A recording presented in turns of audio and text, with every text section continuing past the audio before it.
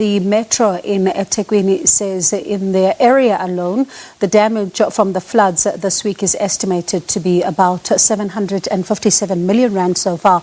The municipality is among the hardest hit areas in the province. Several services have been temporarily suspended.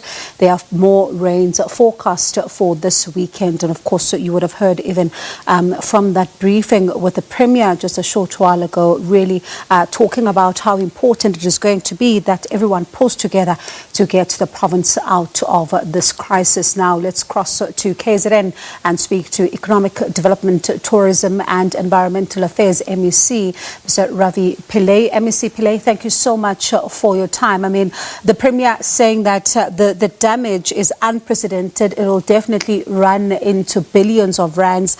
And I'm sure tonight there's, lots of concern even around the business community. I was speaking to the chamber earlier on.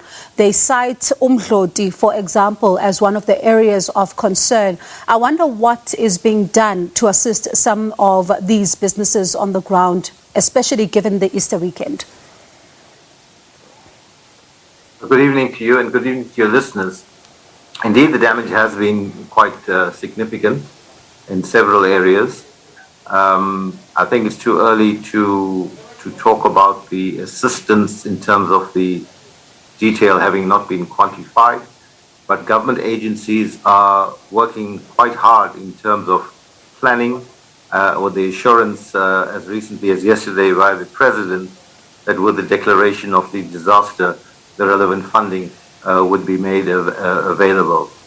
Today, for example, we were at the port where the access of the trucks on a normal day can go up to 1,300 trucks a day in and out, importing and exporting through the port.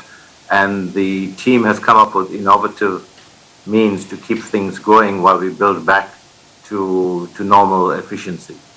The metro team has been busy. I've seen them throughout the day today doing the soft work today, the clearing up, the cleaning up, while the engineering teams are busy with planning the more serious recovery issues. Of course, we are quite pleased that the N3 is fully open and flowing. That's quite important for the Easter weekend, which is a tourist weekend, as you've been covering. But not only that, it's a time for many KwaZulu-Natalians who work elsewhere to come back home. And of course, it's the religious weekend. The N2 north and south, I think a lot of work has been done to clear it and get it running as well. And it's largely open except for two short stints where they reduce to a single lane, and that causes a short build-up of traffic. But otherwise, it is in fact flowing. I think the tourist industry is a very resilient industry. We work quite closely with them. I think we were very encouraged by the January, February, and March occupancies and visits, when we were really hoping to have a bumper Easter.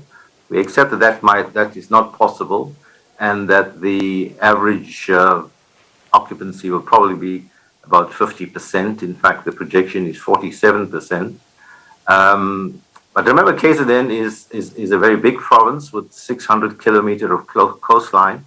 So, for example, your Drakensberg will remain in high demand. We expect occupancies there to be close to 100%. You have your Midlands, and then you have your North Coast with as far as the St. Lucia and Smangalisa wetland parks, and we have our nature reserves as well. Coming down more central, some of the prime beach locations, I think are well prepared. My advice to people who are traveling is to contact their destination, precise destination, to see if they have any residual issues. The image you're showing on the screen is, yes, definitely real and reflective of that situation, but by no means across the board of the entire 600-kilometer coastline. So there are many resorts that have not been affected to that extent.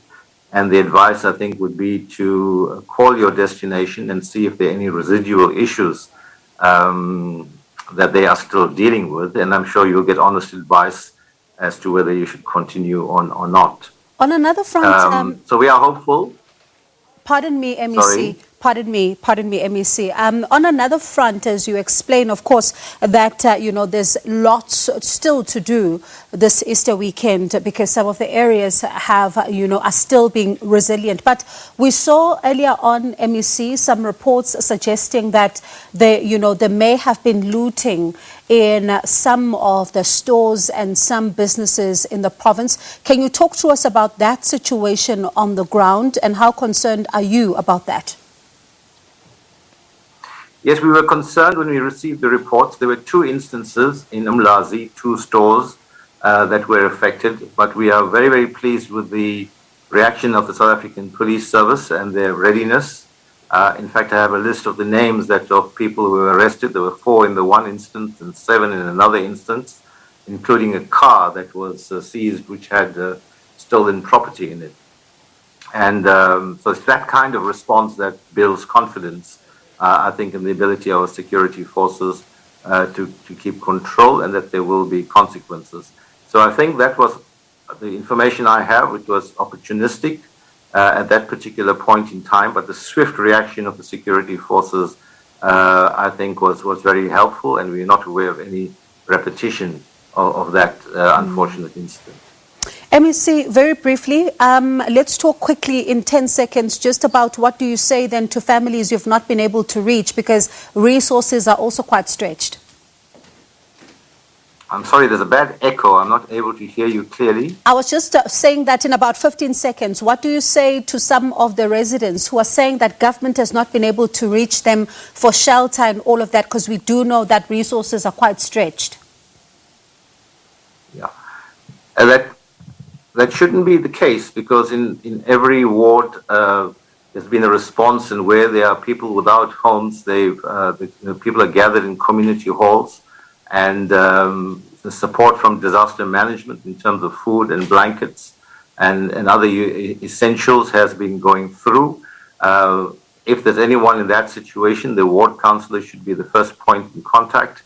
I know the mayor was out again today in many areas explaining to communities what are the systems and processes that are in place. So I think the ward councillor will be the easiest point of contact, which can then be escalated to the disaster management center. All right. MEC, thank you so much for your time. I know it's been long days as you're crisscrossing the province there on the ground with various officials in order to try and assist. That's Mr. Ravi Pillay, KwaZulu-Natal's MEC for Economic Development, Tourism, as well as Environmental Affairs.